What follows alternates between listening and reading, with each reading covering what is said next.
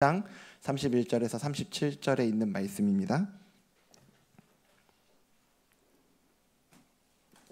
네, 제가 한 절, 여러분들 한 절 교독하도록 하겠습니다.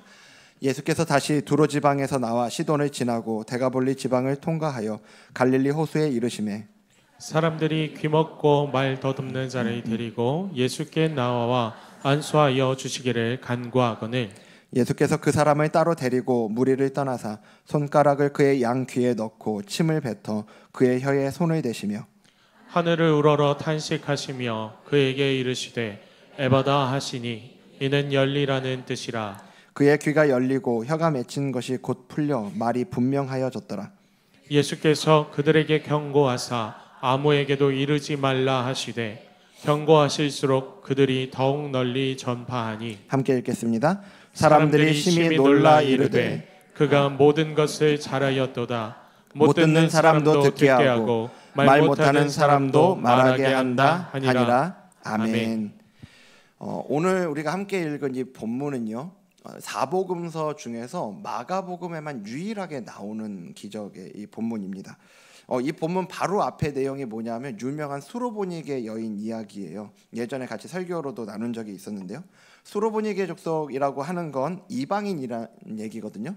근데 이 당시 유대인들에게 있어서 이방인이라는 사람들이 어떤 위치에 있었냐면 지옥의 불쏘시개입니다. 예, 그들이 바라보는 이방인들은 지옥의 불쏘시개에 불과해요. 그런데 처음 이 자기의 귀신 들린 딸을 고쳐달라고 예수님에게 찾아온 이 수로보니게 여인에게 하시는 주님의 그 메시지를 보면 진짜 주님도 그렇게 생각하시나 이런 생각이 좀 들거든요. 왜냐하면 그렇게 간절한 마음으로 주님께 나왔는데 예수님 하신다는 말씀이 뭐냐 하면 자녀의 떡을 취하여 개들에게 주는 게 마땅치 않다. 이방인들은 지금 그 자기에게 온 사람을 개 취급을 하고 있는 거죠. 굉장히 모욕적인 모습이잖아요.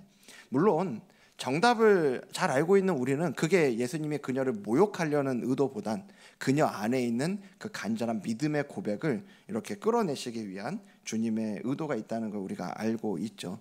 이제 그 다음에 오늘 본문이에요. 이제 오늘 본문에서 여전히 예수님께서는 이 이방인들의 지역인 데가볼리에서 그 사역을 계속 하시거든요. 근데 우리가 성경을 그냥 쭉 읽어 내려가다 보면 아마 통독하시면서 그러지 않으셨을까 싶은데 오늘 이야기를 읽으면서도 주님이 누구 한 명 또 고치시는구나, 그냥 이 정도를 읽고 이렇게 넘어갈 법한 본문이 오늘 본문이라는 거죠.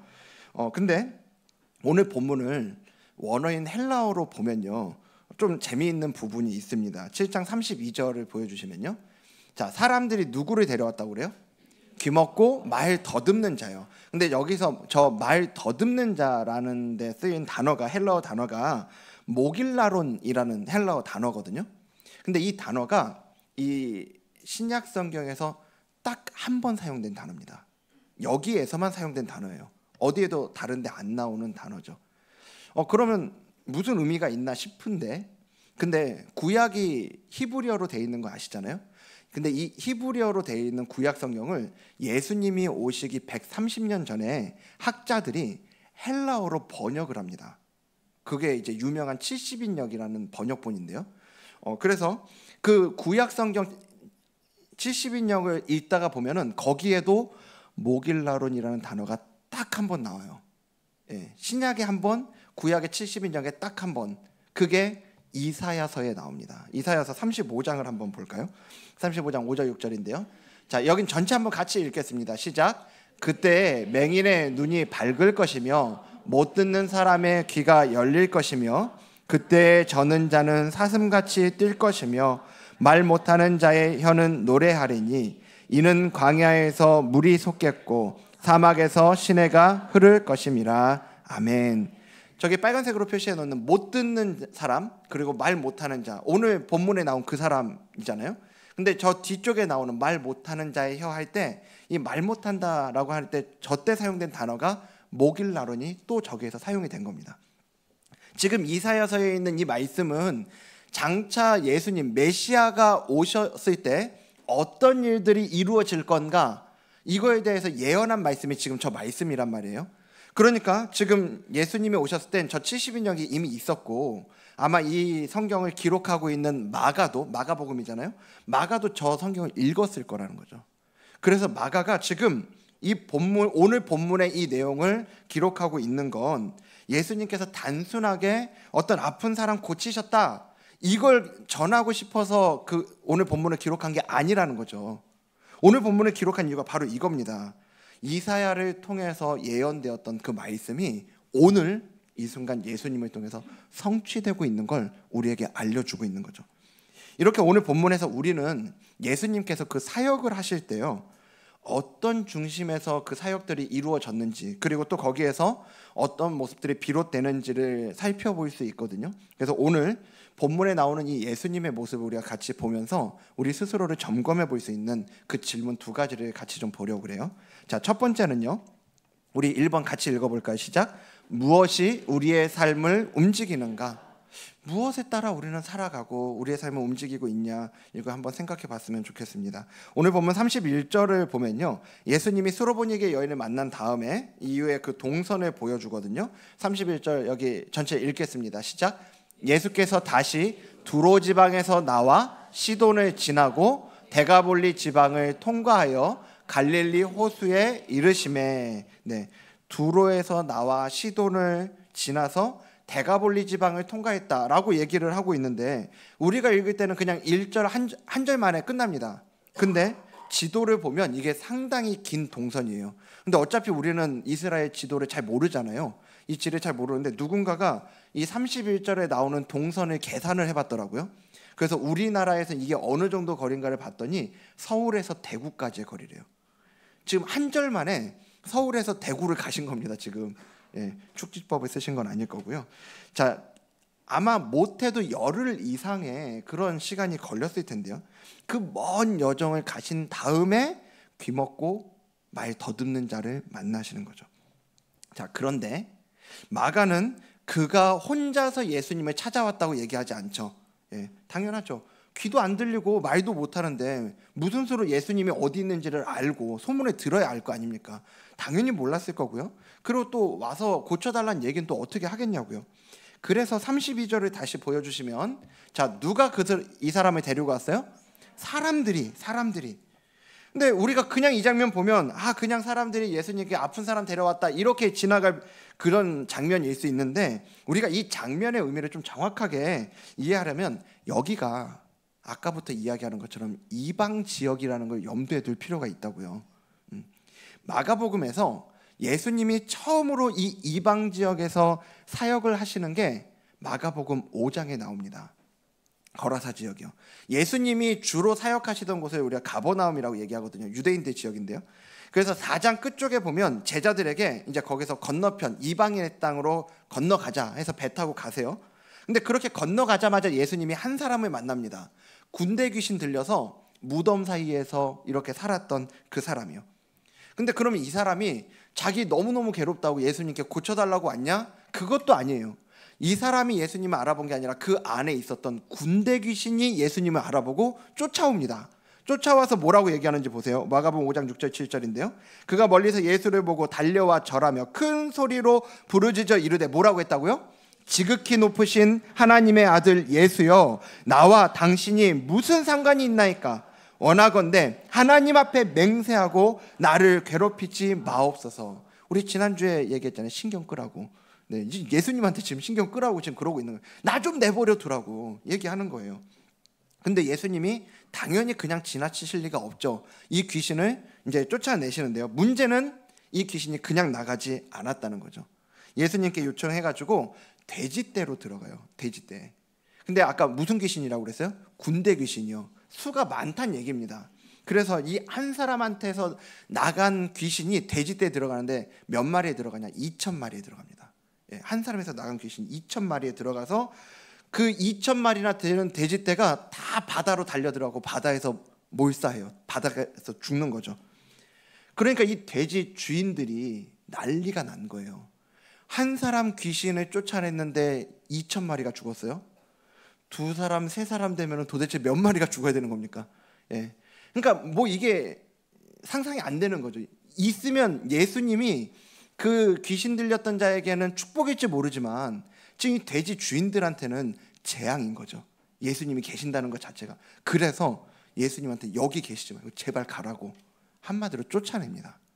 그래서 예수님은요, 건너편 이 거라사 지역, 이방인들의 지역 거라사 지역으로 가셨다가 거기에서 딱 한 사람 만나는 거예요. 이 귀신 들렸던 사람 딱 한 사람 만나서 그 귀신 쫓아내고 그대로 다시 배 타고 건너편으로 돌아오세요. 쫓겨난 거죠. 그게 끝이에요. 이게 이 예수님의 첫 번째 이방인 지역에서의 사역의 끝이라고요.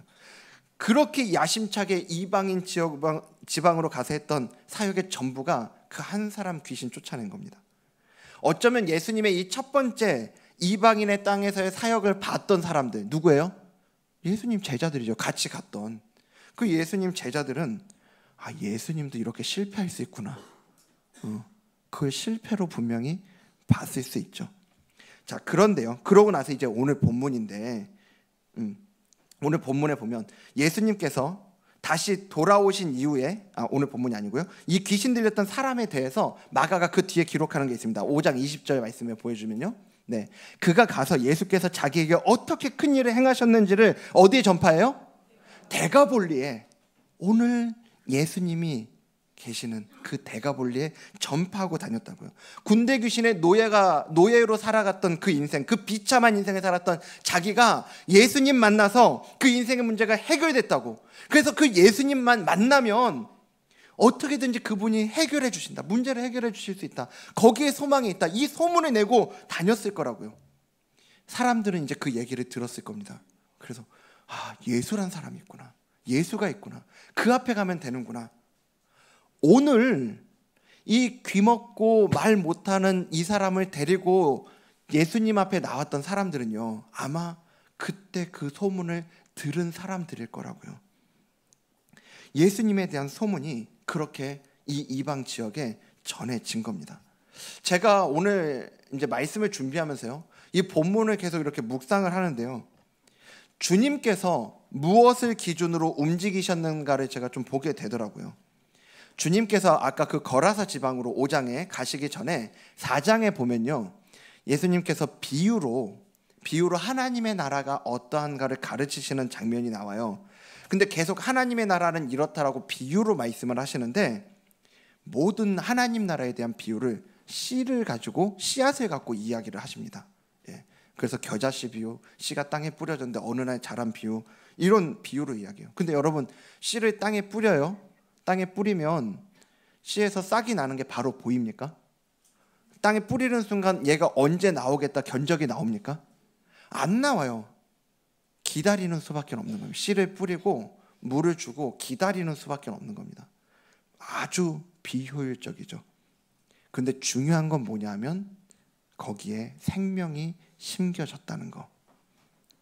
그래서 제가 보니까 우리 주님의 사역은요, 거두는 사역이 아니더라고요. 우리 주님이 하고 다니셨던 사역은 뭐냐면 다 심는 사역이에요. 심는 사역. 말씀을 심고 생명을 심는 사역이 주님이 하셨던 사역이더라고요. 그 심는 것이 어떤 열매를 거둘 것인가를 가지고 계산하고 움직이지 않으셨다라는 얘기예요. 근데 여러분, 사실 우리는 어떻습니까? 우리가 살아가는 이 시대, 이 세상은 효율을 굉장히 중요하게 여기지 않아요? 효율이라든지 생산성, 가성비, 이런 단어들을 가지고 누군가의 가치를 매기죠. 그 일의 가치를 매기고, 심지어는 사람의 가치를, 효율을 가지고 매기는 게 바로 이 시대인 것 같아요. 저도 참 스스로에게 자주 하는 생각 중에 하나가 뭐냐면, 시간이 너무 없다, 시간이 좀 더 많았으면 좋겠다, 이런 생각 많이 하거든요. 여러분도 그렇지 않아요? 근데 여러분, 효율을 생각한다라는 것 자체가 거둘 걸 생각하는 거죠. 거둘 거를. 최고의 효율은 뭡니까? 최고의 효율이 뭐예요? 최고의 효율은 최대한 적게 심고, 최대한 많이 거두는 게 최고의 효율 아니냐고요. 도둑놈 심보. 아니, 그렇게 생각해 본다면 예수님은 진짜 비효율적으로 사신 거죠. 그렇게 고생하셔서 이방인의 땅에 가서 귀신 들렸던 사람 한 사람 고쳐주고 오셨고요. 그리고 오늘도 그 몇 날 며칠 걸려서 서울에서 대구까지의 그 거리를 걸어가서 거기서 지금 한 사람 만나고 계시는 거예요. 주님은 그렇게 씨를 뿌리고 계세요. 그런데요, 하나님 나라는 그런 거래요. 제가 이걸 보면서 오늘 말씀을 준비하면서 우리 교회를 좀 생각하게 되더라고요. 우리 교회와 우리 교회에서의 사역들을 돌아보게 됐습니다. 혹시 우리는 이렇게 효율을 가지고 우리 사역의 가치를 판단하고 있는 건 아닌가? 그렇게 다시 한번 좀 생각해 보게 되고, 우리가 어떻게 나아가야 될지, 무엇을 바라보며 가야 될지에 대해서 다시 생각해 보는 시간이 되더라고요. 여러분, 저는 오늘 말씀에 근거해서 우리 교회가 정말 너무 효율적이지 않은 교회가 되길 소망합니다. 진짜요. 우리 교회가 낭비하자는 얘기가 아니고요. 하지만 생명을 심고 말씀을 심고 그리고 말씀에 순종하는 데 있어서는 우리가 효율을 따지고 계산을 하고 무엇을 거둘 건가를 가지고 사역의 가치를 매기지 않았으면 좋겠다고요. 정말 우리가 그런 걸 계산하는 게 아니라 주님이 우리에게 보여주신 대로 또 우리에게 명령하신 대로 잘 심을 수 있는 우리 교회의 사역들이 되길 간절히 소망합니다. 우리 삶에 있어서도 마찬가지인 것 같아요. 오늘 우리는 자꾸 무엇을 거둘 건가만을 가지고 우리 삶을 돌아보고 기준 삼고 있지는 않냐는 거죠. 아니, 우리가 무엇을 거둘 건가를 고민하게 되면 당연히 생산성, 가성비, 효율 따지는 삶을 살아갈 수밖에는 없죠. 근데 우리가 너무 거기에 몰입한 나머지, 거기에 기준 삼고 그것들을 가지고 살아가는 나머지 무엇을 심을 건가에 대한 고민은 놓치고 있는 거 아니냐고요. 우리도 심는 것에 집중할 수 있길 간절히 소망합니다. 우리가 사도 바울을 통해 주신 말씀 좀 기억했으면 좋겠는데, 갈라디아서 6장 7절 말씀 보면요, 스스로 속이지 말라. 하나님은 업신여김을 받지 아니하시나니, 빨간색 읽겠습니다. 사람이 무엇으로 심든지 그대로 거두리라. 그러면서 8절 말씀을 같이 볼게요. 8절은 전체 읽겠습니다. 시작. 자기의 육체를 위하여 심는 자는 육체로부터 썩어질 것을 거두고 성령을 위하여 심는 자는 성령으로부터 영생을 거두리라. 아멘. 아멘이십니까? 아멘이에요. 아멘. 여러분, 세상에서 우리가 이런 얘기 하잖아요. 콩 심은 데 콩 나고 팥 심은 데 팥 난다 얘기하잖아요. 근데 콩을 심었는데 콩이 안 날 수도 있죠. 아니, 팥이 난다는 얘기가 아니고, 콩을 심었는데 콩이 죽은 거예요. 그러면 안 나죠. 세상은 그렇다고요. 그러니까 농사가 힘든 거 아닙니까? 심었는데 안 날 수 있으니까, 죽을 수 있으니까. 하지만 하나님이 우리에게 주시는 영생을 바라보며 성령을 위하여 심는 자는 우리 하나님께서 반드시 그 열매를 거두게 하실 줄 믿습니다. 그래서 우리는 심어야 되는 거예요. 작년 연말에 저희 아이가 친구를 전도한다고 이제 타겟팅을 하더라고요. 한 명을 딱 찍었어요. 그래서 그 친구한테 예수님 얘기도 하고 교회 데리고 오겠다고 이제 막 얘기하면서 교회 한번 가자 이러니까 그 친구가 그렇게 호락호락한 친구는 아니었던 것 같습니다. 너 이거 해주면 내가 갈게. 아이한테 자꾸 미션을 주는 거예요. 미션을 줘서 그 친구가 좋아하는 만화 캐릭터를 다 외우게 하고 이렇게 연예인들 막 외우고 이런 거. 그러니까 저희 아이가 악착같이 그걸 또 외우더라고요. 그래가지고 그 친구가 제시한 미션을 다 완수했습니다. 그리고 주일에 그 친구를 데려가려고 만나기로 약속한 장소에 갔어요. 3주 동안. 결국 거기서 못 만났습니다. 또 그때 되게 추웠어요. 연말에. 거기서 20분에서 30분을 기다렸는데 매번 허탕을 치고 오더라고요. 그래서 한 번은 왜 안 났냐고 그러니까는 나 갔는데 왜 너 나 못 봤어? 이렇게 얘기를 하고, 한 번은 엄마가 가지 말라고 그랬다고 그러고, 이렇게 저렇게 잘 피해 다녔습니다. 그 친구가. 아이가 실망할 수도 있었을 텐데요. 그때 아내가 아이에게 해준 얘기가 이렇다고 그러더라고요. 비록 지금은 그 친구를 데리고 오지 못했지만 너의 이 시간이 하나님 앞에서 결코 헛되지 않을 거라고. 네가 뿌린 씨앗이 반드시 하나님 거두게 하실 거라고. 비록 그 친구는요 아무것도 모르잖아요. 아무것도 모르니까 정말 이 복음의 가치도 모르고 정말 그 생명길도 모르기 때문에 우리 아이가 그 친구에게 뿌린 씨앗을 짓밟았을 수도 있습니다. 하지만 자기도 모르는 사이에 그 친구에게 뿌려진 그 생명의 씨앗, 그것을 우리 하나님께서는 반드시 열매 맺게 하실 것을 믿습니다. 여러분, 우리가 좀 이 믿음의 담대함을 가지고 바라보는 관점이 있었으면 좋겠습니다. 너무 우리가 뭐만 하면 그래서 그 결과가 뭔데? 그래서 나한테 돌아오는 유익이 뭐지? 이거 가지고 우리가 일일비하지 않았으면 좋겠어요. 우리가 때로는 담대하게 당장 나한테 얻어지는 유익처럼 보이는 것이 없다 할지라도 정말 그것이 영생을 바라보며 성령을 위하여 심는 일이라면 우리가 담대함을 가지고 부지런히 심을 수 있는 우리 모두가 되었으면 좋겠습니다. 저 우리 교회도 그랬으면 좋겠어요. 우리 교회가 정말 효율 따지지 않고 이런 일들에는 비효율적으로 심고 심을 수 있는 우리 교회가 됐으면 좋겠습니다. 우리 다락방도 그래요. 다락방 이제 시작했는데요. 여러분 1학기 다락방 한번 실험을 좀 해보십시오. 다락방에서 내가 무엇을 거둘까, 내가 무슨 유익을 얻을까가 아니라 열심히 심을 수 있는 다락방 되었으면 좋겠어요. 이 1학기 정말 영생을 바라보며 성령 안에서 부지런히 선한 것들을 다락방 안에 심을 때 당장은 뭐가 안 보인다고 할지라도 반드시 우리 하나님께서 그 안에서 하나님이 기뻐하시는, 하나님이 원하시는 그 열매를 거두게 하실 줄 믿습니다. 그래서 저는 우리 순장님들 좀 힘내셨으면 좋겠습니다. 때로는 열심히 섬기고 수고하는데 내가 기대하는 만큼의 그런 결과들이 보이지 않을 때 인간적으로 마음이 상하고 낙심될 수 있죠. 하지만 그럴지라도 우리로 하여금 그 생명의 선한 것들을 심게 하신 하나님께서 반드시 거두게 하실 줄 믿습니다. 또 우리 교회도 그래요. 이제 고난주간 지나고 부활주일에 그래서 우리 교회에서 씨앗을 심는, 뿌리는 사역을 하기 원합니다. 전도부를 중심으로 우리 노방전도를 할 겁니다. 부활주일에요. 그래서 미리 신청을 받을 거예요. 신청을 받아서 손에 뭐 이렇게 들고 나가서 저쪽 가가지고 이렇게 노방전도를 할 겁니다. 요즘 시대에 사실은 이 노방전도를 한다는 것 자체가 별로 사람들이 고운 눈초리로 보지 않을 겁니다. 미리 말씀드리면요. 근데 여러분 우리가 영생을 바라보며 성령 안에서 이 선한 것들을 심을 수 있는 시간 되었으면 좋겠습니다. 당장 뭐 그래 우리가 노방전도 한다고 막 10명 20명 우리 교회 오고 아니어도요. 우리가 이 지역에 하나님께서 우리를 이 지역으로 보내셨잖아요. 뿌리는 거예요. 심는 거예요.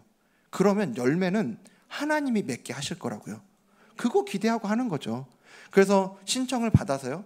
우리 노방전도도 나가고 또 관계전도도요. 우리 이렇게 정말 이웃들에게 내가 그 복음을 전하고 싶은 이들에게 조그마한 선물들을 신청을 받아서 그것들을 또 팔 거예요. 그러면 여러분 이 시간들을 사용하셔서 정말 우리 안에 선한 것들을 심는 그런 시간으로 잘 사용하셨으면 좋겠습니다. 우리가 그렇게 당장 무엇을 거둘까가 아니라 그 선한 것들에 마음을 두고 그렇게 심을 때 분명히 하나님께서 우리를 통해 일하실 것을 믿습니다. 그걸 기대하는 마음으로 믿음의 야성을 가지고 심는 자리로 나아가는 저와 여러분들 되기를 주님 이름으로 축복합니다. 두 번째는요. 오늘 본문을 통해 볼 수 있는 두 번째 질문은 우리가 집중하는가. 자, 예수님께서 이제 그에게 나온 이 사람에게 어떻게 하셨는지 우리가 좀 보죠. 7장 33절을 보면요. 자, 예수께서 어떻게 하셨다고 나와요? 그 사람을 따로 데리고 무리를 떠나사라고 얘기합니다. 일반적으로 예수님께 고침받으려고 나와왔을 때요. 예수님께서 따로 데리고 가시는 경우가 그렇게 많지가 않아요. 대부분 뭐 그 자리에서 고쳐주시든지 아니면 예수님은 고쳐주실 생각 없었는데 거기서 막 이제 옷깃 잡고 혼자 고침 받든지 뭐 이런 일들 있잖아요. 근데 오늘 본문은 그 사람을 데리고 따로 가십니다. 왜 그러셨는지 본문에서는 이유를 얘기하지 않아요. 그런데 저는 주님이 이 사람을 고치는 장면에서 그 이유를 찾을 수 있을 것 같더라고요. 우리 한번 이 사람 입장에서 생각해 보죠. 이 사람은 어떤 사람입니까? 귀가 안 들려요. 그리고 말을 못합니다. 옆에서 아무리 떠들어도 그에게는 한없는 고요함만 있을 뿐이에요. 그날도 그렇게 그는 한없는 그 고요한 가운데 일상을 보내고 있었을 거예요. 근데 갑자기 사람들이 자기한테 달려들더니 자기를 데리고 어디론가 막 끌고 가는 겁니다. 자기들끼리 뭐라고 이야기하는데 뭐 당연히 들리지는 않고요. 근데 표정을 보니까 되게 다급해요. 떠나가는 기차 잡으려는 사람들처럼 되게 다급한 표정을 자기를 데리고 가고 있는 거죠.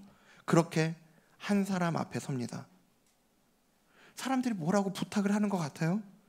근데 갑자기 이 사람이 자기 손을 잡더니 어디론가 데리고 가요.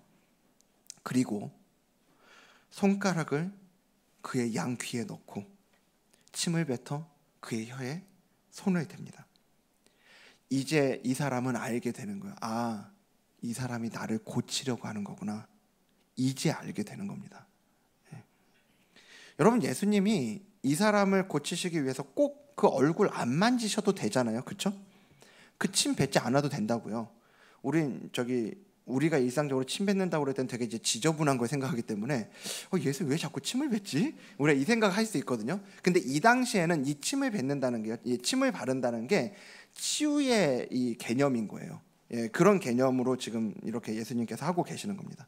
예수님 당시에는 이 침이 치유의 효과가 있다고 그렇게 여겨졌거든요. 근데 중요한 건요, 그런 거 안 하셔도 예수님은 치유하시는데 전혀 문제가 없어요. 그리고 전적으로 예수님 입장에서만 생각해 본다면 사람들이 데리고 온 그 자리에서 고치시는 게 제일 깔끔하잖아요. 시간 낭비도 안 하고 깔끔하게 고쳐줍니다.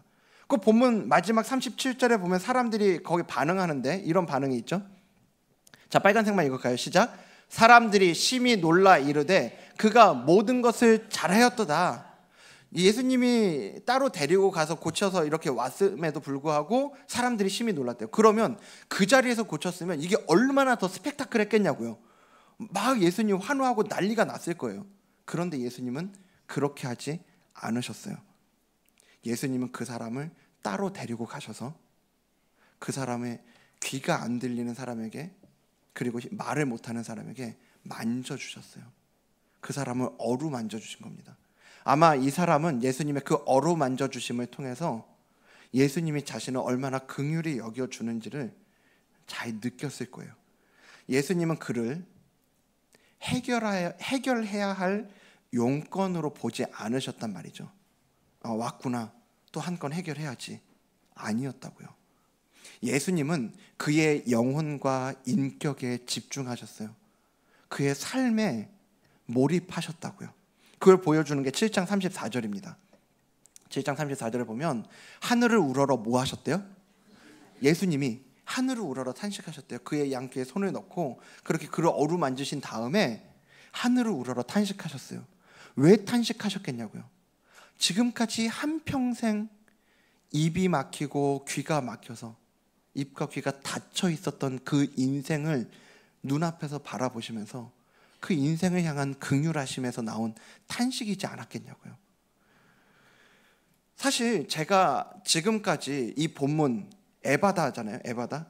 오늘 설교 제목도 에바다입니다. 지금까지 이 본문을 볼 때 쉽게 눈이 가고 제가 본문 볼 때마다 많이 묵상했던 말씀은 사실은 에바다예요. 열려라, 에바다.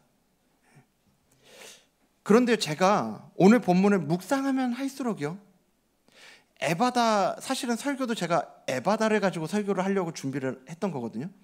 근데 말씀을 준비하면 준비할수록 에바다가 아니라 예수님 그 말씀하시기 전까지의 예수님의 모습이요, 그 사람을 어루만져 주시고 그 사람의 인생을 생각하면서 탄식을 내뱉으시는 그 예수님의 모습이 자꾸 묵상하게 되더라고요. 이 한 사람에게 온전히 집중하고 계시는 예수님.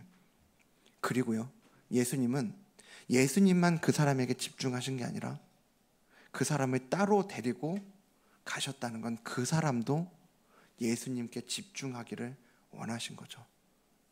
만약에 이 사람이 예수님이 따로 데려가지 않고요, 그 자리에서 딱 데리고 왔을 때 예수님 여기 좀 고쳐주십시오, 사람들이 막 고쳐달라고 그랬대. 알았다, 에바다, 가, 이랬으면요, 이 사람은 그냥 얼떨결에 막 갑자기 귀도 열리고 소리가 들리고 말도 할 수 있게 된 겁니다. 얼떨결에 문제는 해결됐죠. 용건은 됐다고요. 근데 아마 지금 예수님이 이렇게 따로 데리고 가셔서 그 얼굴을 어루만져 주시고 그 때문에, 그의 인생 때문에 탄식하시는 주님의 긍휼하심을 경험하지는 못했을 거예요. 저는 그래서 오늘 본문을 보면서 예수님이 어떤 분이신가, 오늘 예수님은 어디에 집중하고 계시는가를 보게 되더라고요. 예수님은요, 이 사람의 영혼에, 그 인격에 집중하고 계시더라고요. 여러분, 혹시 오늘 우리가 근데 주님 앞에 나아갈 때요, 주님 앞에 나아갈 때 아까 제가 말씀드린 것처럼 혹시 에바다만 바라고 나가고 있는 거 아닙니까? 이 본문을 볼 때마다 맞아, 그래, 나도 좀 열렸으면 좋겠다. 이것만 가지고, 또 내가 갖고 있는 기도 제목의 리스트들을 가지고 주님 이것 좀 해주셨으면. 주님은 우리를 용건으로 보지 않으시는데 나는 자꾸 주님을 용건으로 대하고 있는 건 아닌가. 제가 오늘 본문을 묵상하면서 자꾸 생각해 보게 되더라고요. 우리가 그 에바다에 집중한 나머지, 오늘 나를 지금 이 시간에도 어루만져 주고 계시는 그 주님의 손길은 못 느끼고 있는 건 아닌지, 나를 위해 탄식해 주고 계시는 그분의 긍휼을 못 느끼고 있는 건 아닌가 생각해 보는 거죠. 하버드 대학교에서 한 실험을 했어요. 사람들에게 1분짜리 영상을 보여주면서요. 그 1분짜리 영상을 보여주면서 이렇게 과제를 냅니다. 그 영상에는 6명의 사람이 있는데 6명 중에서 3대 3으로 한쪽은 흰색 셔츠를 입고 있고요. 3명은 검은색 셔츠를 입고 있는 겁니다. 검은색 옷을 입고 있는 거예요. 그리고 농구공의 양쪽 사람들이 하나씩 2개가 있는 거예요. 6명이 이제 농구공 2개를 가지고 1분 동안 이제 서로 공을 패스하는 겁니다. 주고받는 거예요. 그래서 이 실험 대상자들한테 그 영상을 보면서 흰색 셔츠를 입은 사람이 1분 동안 공을 몇 번이나 패스했는지를 세어보라고 이 과제를 내준 겁니다. 자, 그렇게 하고 1분 동안 영상이 지나가는데, 그 1분 동안 영상 서로 막 패스하고 지나가는데 거기에 고릴라가 한 마리 지나가요. 진짜 고릴라 아니고요. 고릴라 옷을 입고 있는 그 사람이 거기서 나와서 영상을 보고 춤을 추고 9초 정도, 1분 동안에 한 9초 정도 있다가 이렇게 다시 나갑니다. 화면 밖으로 나갑니다. 자, 근데 이 실험 대상자들 중에 그 고릴라를 본 사람이 절반이 채 안 된대요. 절반 정도가 그 고릴라를 못 봤다는 겁니다. 왜냐하면요, 이 사람들이 보고 싶었던 건 고릴라가 아니거든요. 이 사람들이 보고 싶었던 건, 집중했던 건 하얀 옷을 입은 사람이 도대체 농구공을 몇 번 주고 받는가, 이게 그 사람들이 보고 싶었던 거고 집중했던 거라고요. 그래서 이 사람들은 고릴라를 못 본 거죠. 우리나라에서도 이 실험을 가지고, 이게 유명한 실험이거든요. 그래서 우리나라에서도 이 실험을 했더라고요. 예전에 그 왜 실험하는 방송 프로그램 있잖아요. 그런 데서 야구장에서 이런 실험을 했습니다. 우리나라 이 영상에서는 누가 나왔냐면 그 전신 녹색 타이즈를 입은, 그 쫄쫄이라고 그러죠. 전신에 그 녹색 타이즈를 입은 사람이 야구장을 막 돌아다녀요. 야구장을 막 돌아다니는데 나중에 사람들한테, 그 바로 앞에 있었던 그 사람들한테 물어봐요. 그 녹색 타이즈가 지나간 자리에 그 앞에 있었던 사람한테 혹시 그런 사람 봤냐고. 태반이 못 봤대요. 마찬가지예요. 그 사람들이 보고 싶었던 건 녹색 타이즈 입었던 그 사람이 아니고 야구 경기죠. 저는 이 모습이 오늘 우리의 모습은 아닌가 돌아봤으면 좋겠어요. 주님이 우리에게 보여주고 싶은 것, 주님이 우리에게 깨닫게 하고 싶은 것, 느끼게 하고 싶은 게 있는데 자꾸 우리는 주님 앞에 이 에바다만 가지고 나아가다가, 용건만 가지고 나아가다가 정말로 주님이 우리에게 보여주시고 우리에게 경험케 하고 싶으신 그 주님이 우리에게 집중하고 우리가 주님에게 집중하는 관계 맺음이요, 서로가 서로에게 그 영혼의 그 인격에 집중하는 관계 맺음을 놓치고 있는 건 아니냐는 거죠. 여러분, 오늘 우리가 이 질문을 가지고 우리를 돌아보았으면 좋겠습니다. 나는 어디에 집중하고 있는가? 고릴라 못 봐도 됩니다. 녹색 타이즈 같은 거 못 봐도 돼요.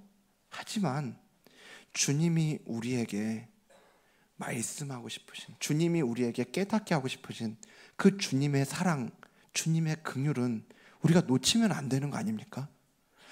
우리 신앙생활에 그걸 놓쳐버리면, 그건 놓치고 우리가 자꾸 에바다만 보고 있으면 우리 신앙생활이 자꾸 건조해집니다.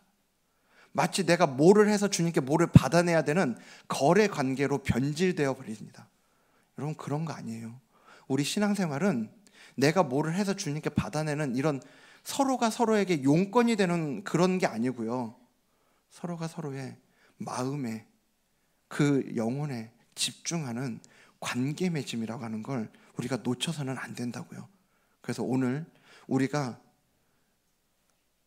에바다로부터 눈을 좀 돌려서 주님, 나에게 집중해 주시는, 우리 용건으로 보지 않으시는 그 주님께 집중함으로 주님과의 그 관계 맺는 행복을 누리는 저와 여러분 되기를 주님 이름으로 축복합니다. 말씀 마치겠습니다. 오늘 본문을 통해서 우리는 심기 위해서 움직이시는 예수님, 정말 그 인생이 무엇이 그 삶을 움직이는가, 거두기 위해서가 아니라 심기 위해서 움직이는 예수님을 봤고요, 용건이 아닌 그 영혼과 인격으로 다가오시는 예수님을 우리가 봤습니다. 근데 오늘 이 말씀을 마치면서 제가 방금 전까지 우리가 너무 에바다에 집중하지 말자고 얘기했잖아요. 근데 결론을 내리면서 제가 이렇게 말씀드려야 될 것 같아요. 여러분, 우리가 이런 예수님을 발견하고 이런 예수님과의 교제가 이루어지기 위해선 역설적으로 주님이 우리에게 허락하시는 에바다의 은혜가 필요합니다. 네. 용건으로서가 아니라 주님 더 알고 싶어서요, 주님과 더 깊은 그 관계를 맺고 싶어서 우리에게 에바다의 은혜가 필요해요. 우리의 귀를 열어주셔서 주님이 우리에게 사랑한다 하시는 그 말씀을 들어야 되고요, 우리의 입술을 열어주셔서 주님을 향한 우리의 사랑을 고백할 수 있는 그런 관계가 되어야 한다고요.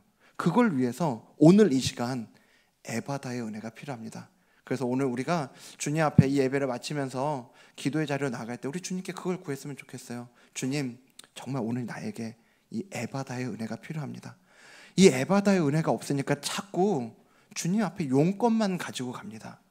자꾸 체크리스트 가지고 갑니다. 주님 앞에 나는 뭘 잘했나 이런 거 생각하고 갑니다. 주님, 복음은 그런 거 아니라고 그랬는데, 복음은 나를 있는 그대로 받아주시는 예수님의 그 사랑으로 인한 세상 그 무엇도 빼앗을 수도 없고 줄 수도 없는 그 기쁨과 행복이 그 복음일 텐데, 오늘 에바다의 은혜를 우리에게 허락해 주셔서 우리에게 말씀하여 주시는 그 주님의 사랑의 메시지를 듣는 우리가 되게 하여 주시옵소서. 우리가 그 은혜를 구하면서 오늘 주님 앞에 나아가는 저와 여러분 되기를 주님 이름으로 축복합니다. 오늘 말씀을 생각하면서 우리 찬양하며 또 우리 기도의 자리에 나아가기 원하는데요, 우리 그 에바다의 은혜를 구하면서요, 우리 주님 사랑한다는 그 고백으로 주님 앞에 나아가길 원해요. 예수 사랑합니다, 내 온 마음 다해서 주님 한 분만을 간절히 원합니다라고 우리 그런 우리의 마음을 담은 고백을 가지고 주님 앞에 나아가도록 하겠습니다. 함께 고백합니다. 예수 사랑합니다. 예수 사랑합니다. 온 마음 다하여 사랑합니다. 온 마음 다하여 오직 주님 한 분만, 오직 주님 한 분만 간절히 더 원합니다. 간절히 더 원합니다. 우리 다시 한번 고백합니다. 예수 사랑합니다. 예수 사랑합니다. 우리의 마음을 담아 사랑합니다. 온 마음 다하여 오직 주님 한 분만 간절히 더 원하. 우리 다시 한번 고백합니다. 예수 사랑합니다.